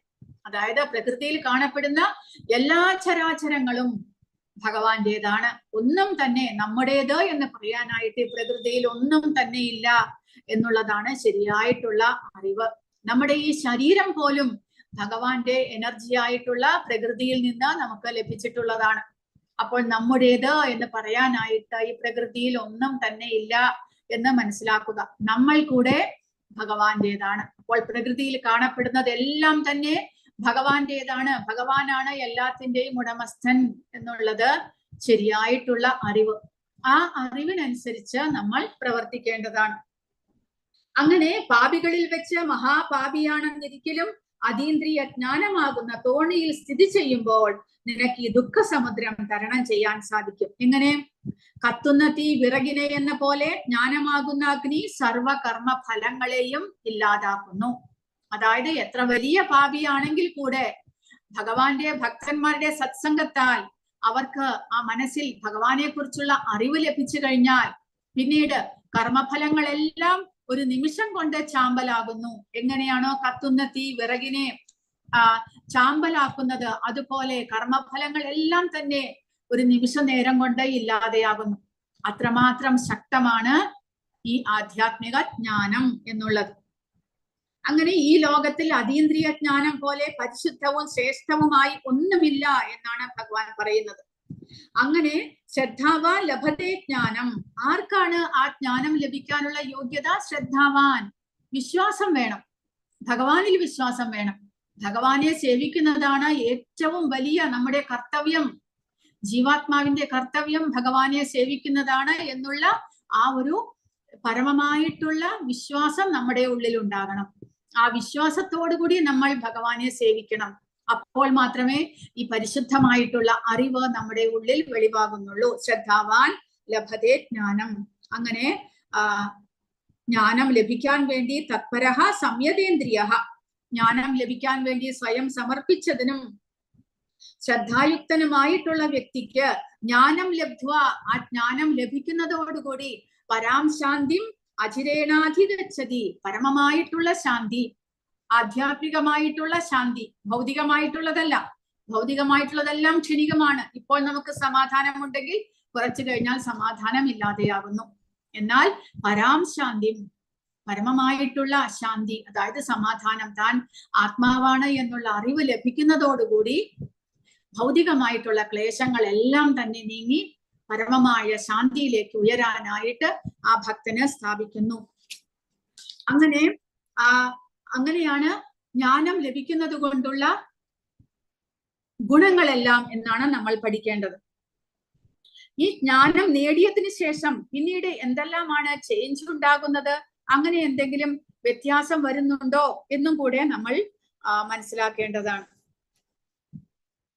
ജന്മകർമ്മച മേ ദിവ്യം ഏവം യോ വേത്തി തത്വതഃ ത്യക്ത്വാ ദേഹം പുനർജന്മ നൈതി മാമേതി സോർജുന. ഭഗവാനെ കുറിച്ചുള്ള പരമമായിട്ടുള്ള അറിവ് സ്വീകരിക്കുന്ന ഒരാൾക്ക് പിന്നീട് ഒരിക്കലും പുനർജന്മം ഉണ്ടാകുന്നില്ല എന്ന് ഭഗവാൻ പറയുന്നു. അപ്പോൾ അങ്ങനെയുള്ള വ്യക്തിക്ക് പരമമായിട്ടുള്ള ഭഗവാന്റെ വാസസ്ഥലത്തേക്ക് തിരിച്ചു പോകാൻ സാധിക്കുന്നു. കൂടാതെ 5-ാമത്തെ അധ്യായത്തിൽ ഭഗവാൻ പറഞ്ഞിരിക്കുന്നത് വിദ്യാവിനയ സമ്പന്നേ ബ്രാഹ്മണേ ഗവിഹസ്തിനി ശുനി ജൈവ ശോഭാഖേച്ച പണ്ഡിത സമദർശിനഃ. ആ വ്യക്തിക്ക്, ആധ്യാത്മിക ജ്ഞാനം ലഭിച്ച വ്യക്തിക്ക് എല്ലാ ജീവജാലങ്ങളും ഭഗവത് അംശമാണ് എന്നുള്ള അറിവുണ്ടാകുന്നു. ശാരീരികമായിട്ടുള്ള വ്യത്യാസങ്ങൾ ഇല്ലാതെ എല്ലാവരെയും ഒരുപോലെ പരമാത്മാവിന്റെ അംശമായിട്ട് ദർശിക്കാനായിട്ട് ആ വ്യക്തിക്ക് സാധിക്കുന്നു. എന്നാൽ അങ്ങനെയുള്ള ജ്ഞാനം ലഭിക്കാനായിട്ട് നമ്മൾ ആ ഒരു ജ്ഞാനിക്ക് അങ്ങനെയുള്ള ജ്ഞാനം ലഭിക്കാൻ ഒരുപാട് കാലം കാത്തിരിക്കണം. അതും ഭഗവാൻ പറയുന്നുണ്ട്. ബഹൂനാം ജന്മനാമന്തേ ജ്ഞാനവാൻ മാം പ്രപദ്യതേ വാസുദേവ സർവമിതി സമഹാത്മാ സുദുർലഭഃ. അനേകം വർഷങ്ങൾക്ക് ശേഷമാണ് ആ ഒരു വ്യക്തിക്ക് ഭഗവാനെ കുറിച്ചുള്ള ശരിയായിട്ടുള്ള അറിവ് ലഭിക്കുന്നത്. അപ്പോൾ അങ്ങനെയുള്ള ജ്ഞാനം ലഭിച്ചു കഴിഞ്ഞാൽ നമുക്ക് ഈ ഭൗതിക പ്രപഞ്ചത്തിൽ നമ്മുടെ അറിവ് എങ്ങനെയായിരിക്കും എന്നും കൂടെ നമ്മൾ മനസ്സിലാക്കിയിട്ട് ഈ ഇത് നിർത്താം നമുക്ക്. അതായത് ഇവിടെ കാണപ്പെടുന്ന ചരാചരങ്ങളെല്ലാം ക്ഷേത്രങ്ങളുടെയും ക്ഷേത്രജ്ഞന്മാരുടെയും സംയോഗത്തിൽ നിന്ന് ഉളവായതാണ് എന്നുള്ള അറിവ്. അതായത് ഭൗതിക പ്രപഞ്ചത്തിൽ കാണപ്പെടുന്നതെല്ലാം തന്നെ ശരീരവും ജഡപദാർത്ഥമായിട്ടുള്ള ശരീരവും അതിന്റെ ഉള്ളിൽ വസിക്കുന്ന ആധ്യാത്മികനായിട്ടുള്ള ആ ജീവാത്മാവിന്റെയും സംയോഗമാണ്. അതാണ് ശരിയായിട്ടുള്ള ജ്ഞാനം എന്ന് ഭഗവാൻ പറയുന്നു. സർവ ശരീരങ്ങളിലും വ്യക്തിഗത ജീവാത്മാവിനോടൊപ്പം പരമാത്മാവിനെ കാണുകയും നശ്വരമായ ശരീരം നശിക്കുമ്പോൾ ജീവാത്മാവും പരമാത്മാവും നശിക്കുന്നില്ല എന്ന് മനസ്സിലാക്കുകയും ചെയ്യുന്നവനാണ് യഥാർത്ഥ കാഴ്ചയുള്ളവൻ. ശരിയായിട്ടുള്ള ജ്ഞാനം ലഭിച്ചു കഴിഞ്ഞാൽ നമുക്ക് മനസ്സിലാകുന്നത് ഈ ഭൗതിക പ്രപഞ്ചത്തിൽ ശരീരം നശിച്ചു കഴിഞ്ഞാലും ആ ശരീരത്തിനുള്ളിൽ വസിക്കുന്ന ജീവാത്മാവിനും പരമാത്മാവിനും ഒന്നും തന്നെ സംഭവിക്കുന്നില്ല എന്ന് നമ്മൾ മനസ്സിലാക്കണം. അതാണ് ശരിയായിട്ടുള്ള കാഴ്ചപ്പാട് എന്ന് പറയുന്നു. ജീവാത്മാവിനോടൊപ്പം പരമാത്മാവും വസിക്കുന്നുണ്ട്. എന്നാലോ ശരീരം നശിച്ചു കഴിഞ്ഞാൽ അവർക്ക് രണ്ടുപേർക്കും ഒന്നും സംഭവിക്കുന്നില്ല, ശരീരം മാത്രമേ നശിച്ചു പോകുന്നുള്ളൂ. അങ്ങനെ മനസ്സിലാക്കുക. ഭൗതിക പ്രകൃതി സൃഷ്ടമായ ശരീരമാണ് എല്ലാ പ്രവർത്തനങ്ങളും ചെയ്യുന്നതെന്നും ആത്മാവ് ഒന്നും ചെയ്യുന്നില്ല എന്നും അറിയുന്നവനാണ് യഥാർത്ഥ കാഴ്ചയുള്ളവൻ. അപ്പോൾ അതും ഒരു അറിവാണ്, ആധ്യാത്മികമായിട്ടുള്ള അറിവ്. അതായത് ശരീരമാണ് പ്രവർത്തികളെല്ലാം ചെയ്യുന്നത്, ആത്മാവ് ഒന്നും തന്നെ ചെയ്യുന്നില്ല. ആത്മാവ് ശരീരത്തിനുള്ളിൽ വസിക്കുന്നുണ്ടെങ്കിലും ഒന്നും തന്നെ ചെയ്യുന്നില്ല എന്നും മനസ്സിലാക്കണം. അങ്ങനെ ആ ജീവാത്മാവ്, അവ്യയനായ ആത്മാവ് ഇന്ദ്രിയാതീതനും സനാതനനും പ്രകൃതിയുടെ ഗുണങ്ങൾക്ക് അതീതനുമാണെന്ന്, ഈ ശരീരത്തിൽ വാഴുന്നെങ്കിലും ആത്മാവ് ഒന്നും ചെയ്യുന്നില്ല, ഒന്നും അതിനെ ബാധിക്കുന്നതുമില്ല, അങ്ങനെ മനസ്സിലാക്കുക. ആധ്യാത്മികമായ ജ്ഞാനത്തിലൂടെ ആത്മാവിനെ കുറിച്ചുള്ള ശരിയായിട്ടുള്ള അറിവ്, ഭൗതിക പ്രകൃതിയെ കുറിച്ചുള്ള ശരിയായിട്ടുള്ള അറിവ്, അതായത് ഭൗതിക പ്രകൃതിയിൽ ജീവാത്മാവിന് ഒരു ശരീരം ലഭിച്ചാലും ആ ശരീരത്തിനെ പ്രവർത്തിപ്പിക്കാൻ ജീവാത്മാവിന് കഴിയുന്നില്ല. ജീവാത്മാവ് ആഗ്രഹിക്കുക മാത്രമാണ്, പ്രവർത്തികളെല്ലാം ചെയ്യുന്നത് ശരീരമാണ്. അങ്ങനെയുള്ള ആ ശരിയായിട്ടുള്ള യഥാർത്ഥത്തിലുള്ള ജ്ഞാനം നമ്മൾ കരസ്ഥമാക്കണം. കാരണം ശരീരം ജീവാത്മാവിന് പ്രവർത്തിക്കാനുള്ള, തന്റെ ആഗ്രഹത്തെ തീർക്കാനുള്ള ഒരു ഉപാധി മാത്രമാണ്, മെഷീൻ മാത്രമാണ് എന്ന് മനസ്സിലാക്കുക. ആത്മാവ് ശരീരത്തിനുള്ളിൽ വാഴുന്നുണ്ടെങ്കിലും ശരീരം ചെയ്യുന്ന പാപമാകട്ടെ പുണ്യമാകട്ടെ പ്രവൃത്തിയുടെ ഒന്നും തന്നെ ജീവാത്മാവിനെ ബാധിക്കുന്നില്ല. അതും ഈ അധ്യായത്തിലൂടെ ഭഗവാൻ പറയുന്നു. അതായത് ശരീരം ചെയ്യുന്ന ഒരു കർമ്മത്തിന്റെയും ഫലം ജീവാത്മാവിനെ ബാധിക്കുന്നില്ല. കാരണം ജീവാത്മാവ് ആധ്യാത്മികനായതുകൊണ്ട്. പക്ഷേ എന്തുകൊണ്ടാണ് അപ്പോൾ അടുത്ത ജന്മങ്ങളിലേക്ക് ജീവാത്മാവിന് ഈ കർമ്മഫലത്തെ കൊണ്ടുപോകേണ്ടതായിട്ട് വരുന്നത്? കാരണം ശരീരം നശിച്ചു കഴിഞ്ഞു. ഈ ജന്മത്തിൽ എനിക്ക് ഈ ശരീരം ലഭിച്ചിട്ടുണ്ടെങ്കിൽ കുറച്ചു നാളുകൾ കഴിഞ്ഞാൽ ഇത് നശിച്ചു പോകും. പക്ഷെ ഈ ശരീരം ചെയ്ത കർമ്മത്തിന്റെ ഫലം ജീവാത്മാവിനെ ബാധിക്കുന്നില്ല എന്നും പറയുന്നുണ്ട്. പക്ഷെ ആ കർമ്മഫലത്തിനനുസരിച്ചാണ് ജീവാത്മാവിന് അടുത്ത ജന്മങ്ങളിൽ ശരീരം ലഭിക്കുന്നത് എന്നും പറയുന്നുണ്ട്. ആ കർമ്മഫലത്തിന്റെ ഫലമായിട്ടാണ് അടുത്ത ജന്മങ്ങളിലെ ശരീരത്തിന് സുഖദുഃഖങ്ങൾ അനുഭവിക്കേണ്ടതായിട്ട് വരുന്നു എന്നും പറയുന്നുണ്ട്. അപ്പോൾ അതെന്തുകൊണ്ടാണ് എന്ന് നമ്മൾ മനസ്സിലാക്കണം. അതിന് ഭഗവാൻ പറയുന്നത് ആ ശരീരബോധത്തിലേക്ക് നമ്മൾ മാറുന്നത് കൊണ്ട്. അതാണ് അജ്ഞാനം എന്ന് പറയുന്നത്. അജ്ഞാനത്തിൽ ആക്കപ്പെടുന്ന ജീവാത്മാവ് താൻ സ്വീകരിച്ചിരിക്കുന്ന ശരീരമാണ് താൻ എന്നുള്ള അവബോധത്തിലേക്ക് മാറ്റപ്പെടുന്നു. അതുമൂലം ആ ശരീരം ചെയ്യുന്ന എല്ലാ പ്രവൃത്തികളും അതിന്റെ ഗുണങ്ങളും ദോഷങ്ങളും എല്ലാം തന്നെ താൻ അനുഭവിക്കുന്നു എന്നുള്ള ചിന്തയിലാണ് ജീവാത്മാവ് ഇരിക്കുന്നത്. കാരണം അജ്ഞാനം. ആ അജ്ഞാനം മൂലമാണ് ജീവാത്മാവിന് പുനർജന്മം എടുക്കേണ്ടതായിട്ട് വരുന്നത്. ആ അജ്ഞാനം മൂലമാണ് പാപകർമ്മങ്ങൾ ചെയ്താൽ മൃഗങ്ങളുടെ യോനിയിലേക്ക് മാറ്റപ്പെടുന്നതും പുണ്യകർമ്മങ്ങൾ ചെയ്താൽ ദേവന്മാരുടെ ലോകങ്ങളിലേക്ക് മാറ്റപ്പെടുന്നതും എല്ലാം തന്നെ ഈ അജ്ഞാനം മൂലമാണ്, ശരീരബോധം മൂലമാണ്. അതുകൊണ്ടാണ് ഭഗവാൻ പറയുന്നത് ജ്ഞാനം ലബ്ധ്വാ പരാം ശാന്തിം അചിരേണാധി ഗച്ഛതി. ജ്ഞാനം ലഭിച്ചു കഴിഞ്ഞാൽ പിന്നീട് ശരീരബോധത്തിൽ നിന്ന് പൂർണ്ണമായിട്ടും മുക്തനാകുന്നു. പിന്നീട് ശരീരം ചെയ്യുന്ന ഒരു കർമ്മത്തിന്റെയും ഫലം ഈ ജീവാത്മാവിനെ ബാധിക്കുന്നില്ല. അങ്ങനെ ജീവാത്മാവ് ശരീരത്തിനുള്ളിൽ വസിക്കുകയാണെങ്കിൽ കൂടെ സ്വതന്ത്രനായിത്തീരുന്നു, പൂർണ്ണ ജ്ഞാനമുള്ളവനായിത്തീരുന്നു. അങ്ങനെ ജീവാത്മാവിന് അതേ സ്ഥിതി തുടരുകയാണെങ്കിൽ ബ്രഹ്മഭൂത പ്രസന്നാത്മാ നശോചതി ന കാംക്ഷതി സമ സർവേഷു ഭൂതേഷു മദ്ഭക്തിം ലഭതേ പരാം. ബ്രഹ്മഭൂത സ്ഥിതിയിലേക്ക് ഒരാൾ ഉയർന്നു കഴിഞ്ഞാൽ പ്രസന്ന ആത്മാ, അയാൾ അതിപ്രസന്നനാകുന്നു, ആനന്ദത്തിലേക്ക് ഉയർത്തപ്പെടുന്നു, അതീന്ദ്രിയമായ ആനന്ദത്തിലേക്ക്. ന ശോചതി ന കാംക്ഷതി, ഒന്നും തന്നെ ആഗ്രഹിക്കുകയോ ഭൗതികമായിട്ടുള്ള ഒരാഗ്രഹവും ആ വ്യക്തിക്ക് ഉണ്ടാകുന്നില്ല. ന ശോചതി, ശാരീരികമായിട്ടുള്ള ദുഃഖങ്ങൾ ഒന്നും തന്നെ ആ ആത്മാവിനെ ബാധിക്കുന്നില്ല. ന ശോചതി ന കാംക്ഷതി സമസർവേഷു ഭൂതേഷു, എല്ലാ ജീവജാലങ്ങളെയും ഭഗവത് അംശമായിട്ട് കാണുവാനായിട്ട് സാധിക്കുന്നു. വ്യത്യാസങ്ങൾ ഉണ്ടാകുന്നില്ല. പൂച്ച, പട്ടി, പിന്നെ അതുപോലെ പശു, ക്രാവ്, അങ്ങനെ ഒരു വ്യത്യാസങ്ങളും, മനുഷ്യൻ, ദൈവം, അങ്ങനെ ഒരു വ്യത്യാസവും ഉണ്ടാകുന്നില്ല. കാരണം എല്ലാം തന്നെ ഭഗവത് അംശമായ ജീവാത്മാവാണ് എന്ന് അറിയാൻ സാധിക്കുന്നു. കൂടാതെ മദ്ഭക്തിം ലഭതേ പരാം, ആത്മജ്ഞാനത്തിലേക്ക് ഉയർന്നു കഴിഞ്ഞാൽ, താൻ ശരീരമല്ല ആത്മാവാണ് എന്നുള്ള അവബോധത്തിൽ എത്തിക്കഴിഞ്ഞാൽ ഭക്തനായിട്ടുള്ള ഒരാൾക്ക് ആ പരമാത്മാവിന്റെ സേവനം ചെയ്യാനായിട്ട് ഉള്ള ഭക്തി ലഭിക്കുന്നു. പരിശുദ്ധമായ ഭക്തി, അതീന്ദ്രിയമായ ഭക്തി.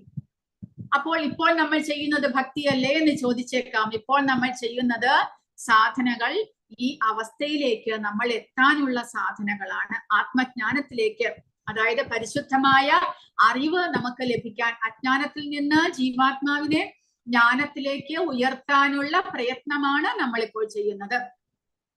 നമ്മളിപ്പോൾ നേരത്തെ നമ്മൾ പറഞ്ഞ 8 മുതൽ 12 വരെയുള്ള ശ്ലോകങ്ങളിൽ പഠിച്ചതുപോലെ, അതായത് വിനയം, സത്വ, സംശുദ്ധി എന്നെല്ലാം പറഞ്ഞുകൊണ്ട് ആത്മീയ ആചാര്യനെ സമീപിച്ച് നമ്മൾ ശുചിത്വം എല്ലാം പഠിച്ച് ഭഗവാന്റെ സേവനങ്ങൾ ഇപ്പോൾ ചെയ്യുന്നു. പ്രഭുപാദ പറഞ്ഞതുപോലെ 16 മാല ജപിക്കുന്നു, ഭഗവാന് നിവേദ്യം അർപ്പിക്കുന്നു, ആ പ്രസാദം മാത്രം കഴിക്കുന്നു, നിത്യവും ശ്രവണം ചെയ്യുന്നു, ഇതെല്ലാം സത്സംഗം ചെയ്യുന്നു. ഇതെല്ലാം ചെയ്യുന്നത് നമ്മൾ ഇപ്പോഴും ശരീരബോധത്തിലായതുകൊണ്ട് ആ ശരീരബോധത്തിൽ നിന്ന് നമുക്ക് മുക്തി ലഭിക്കണം. അതിനു വേണ്ടിയിട്ടുള്ള സാധനങ്ങളാണ് നമ്മളിപ്പോൾ ചെയ്യുന്നത്. അതായത് ഞാൻ ഈ ശരീരമാണ് എന്നുള്ള അവബോധത്തിൽ നിന്ന് നാം ആത്മാവാണ് എന്നുള്ള അവബോധത്തിലേക്ക് നമ്മൾ ഉയരാൻ വേണ്ടിയിട്ടുള്ള പ്രയത്നങ്ങളാണ് നമ്മളിപ്പോൾ ചെയ്യുന്നത്. കൃഷ്ണാവബോധത്തിലേക്ക് ഉയരണം.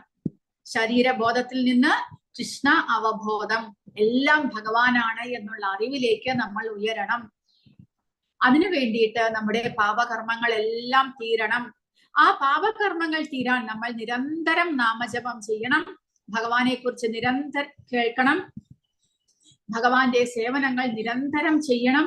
അങ്ങനെ ചെയ്ത് നമ്മുടെ പാപകർമ്മങ്ങൾ എന്ന് പറഞ്ഞാൽ ഒരു ജന്മത്തിലോ 2 ജന്മത്തിലെയോ അല്ല, അനേക കോടി ജന്മങ്ങളായി നമ്മൾ ഈ ഈ ഭൗതിക പ്രപഞ്ചത്തിലുണ്ട്.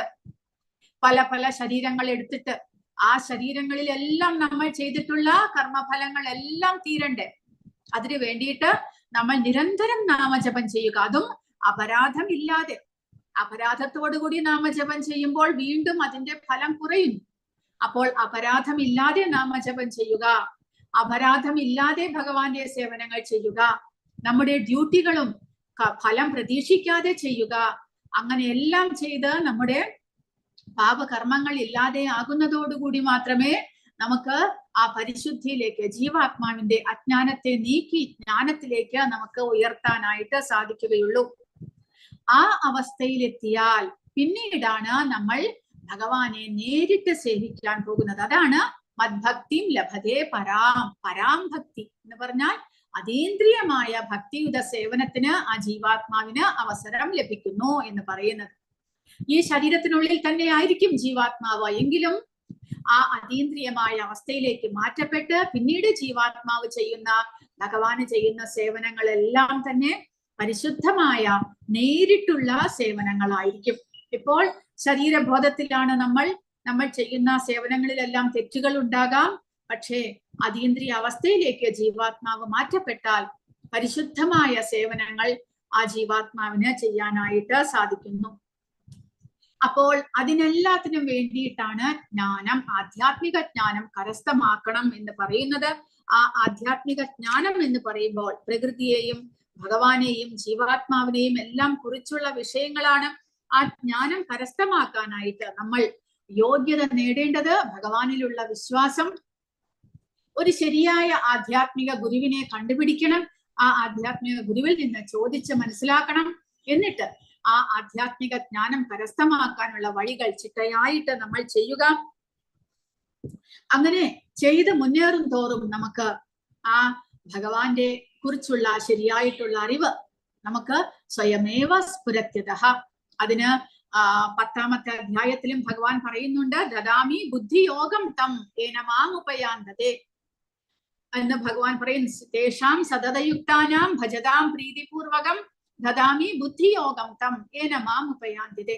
അങ്ങനെ ഭഗവാനെ നമ്മൾ സാധനാ ഭക്തികൾ ചെയ്യുമ്പോൾ, ശ്രദ്ധയോടുകൂടി ഭക്തിയോടുകൂടി നിഷ്ഠയോടുകൂടി ഭഗവാനെ സേവിക്കുമ്പോൾ ഭഗവാൻ സ്വയം നമുക്ക് ബുദ്ധി തരുന്നു.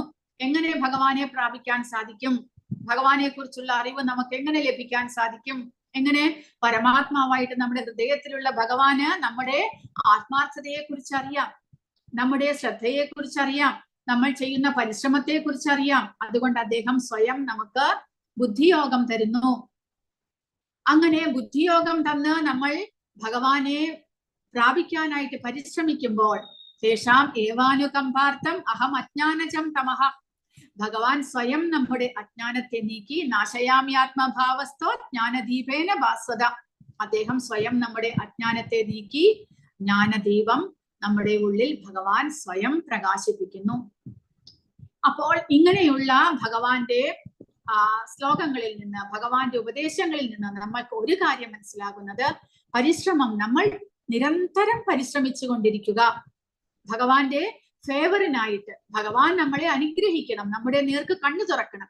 അതിനു വേണ്ടിയിട്ട് നിരന്തരം പരിശ്രമിച്ചു കൊണ്ടിരിക്കുക, സാധനാ ഭക്തികൾ ചെയ്യുക, വെളുപ്പിനെ മംഗളാരത്തി അറ്റൻഡ് ചെയ്യുക, അതിനുശേഷം ഭഗവാന്റെ 16 മാല ജപം ചെയ്യുക, പിന്നീട് ഭഗവാന് നിവേദ്യം ഉണ്ടാക്കി അർപ്പിക്കുക, ആ പ്രസാദം മാത്രം ഭക്ഷിക്കുക, ഭക്തന്മാരുമായിട്ട് സത്സംഗം ചെയ്യുക, അങ്ങനെ സ്വയം സാധനകൾ ചെയ്യുക, സദാസമയവും ഭഗവാനെ കുറിച്ചുള്ള ചിന്തയും ഭഗവാനെ പ്രാപിക്കണമെന്നുള്ള ആഗ്രഹവും എല്ലാം നമ്മൾ വളർത്തിക്കൊണ്ടുവരുമ്പോൾ ഭൗതികമായിട്ടുള്ള വൈരാഗ്യം സ്വയമേവ വരുന്നു.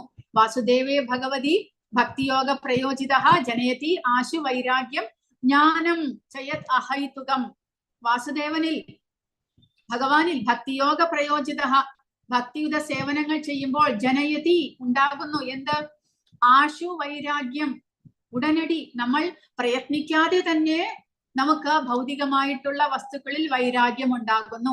ജ്ഞാനം ചയത് അഹൈതുകം, കാരണമൊന്നും വേണ്ട, അഹൈതുകമായിട്ടുള്ള ഉപാധികളില്ലാതെ ജ്ഞാനവും നമ്മുടെ ഉള്ളിൽ ഉണ്ടാകുന്നു.